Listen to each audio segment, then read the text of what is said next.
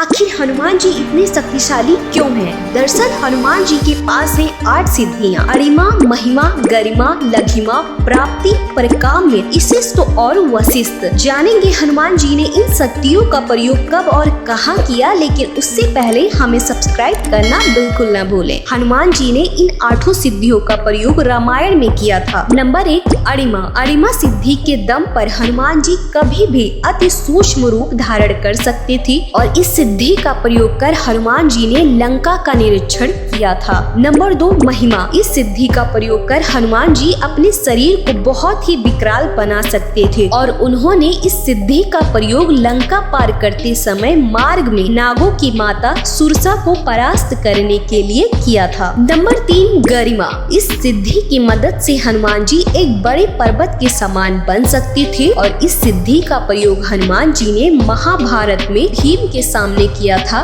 जब भीम को अपनी शक्तियों पर घमंड हो गया था, तब हनुमान जी ने भीम के घमंड को तोड़ने के लिए वृद्ध बानर का रूप धारण कर रास्ते में अपनी पूंछ फैला दी थी, जिसे भीम हिला भी नहीं पाए थे और उनका घमंड चकनाचूर हो गया था। नंबर 4, लघिमा। इस सिद्धि का प्रयोग कर हनुमान जी स्वयं का भार बिल्कुल हल्का कर सकते थे और पल भर में कोई कहीं भी आ जा सकते थे। जब हनुमान जी अशोक वाटिका में थे, तब उन्होंने अरिमा और लघिमा सिद्धि का इस्तेमाल कर सूक्ष्म रूप धारण किया था। नंबर 5, प्राप्ति। इस सिद्धि के द्वारा हनुमान जी किसी भी वस्तु को तुरंत ही प्राप्त कर सकते थे। वे पशु पक्षियों की भाषा समझ सकते थे और आने वाले समय को भी देख सकते थे। रामायण में हनुमान जी ने इस सिद्धि का प्रयोग करते हुए माता सीता की खोज में कई पशु पक्षियों से बातचीत की थी। नंबर 6, परकाम्य। इस सिद्धि का प्रयोग कर हनुमान जी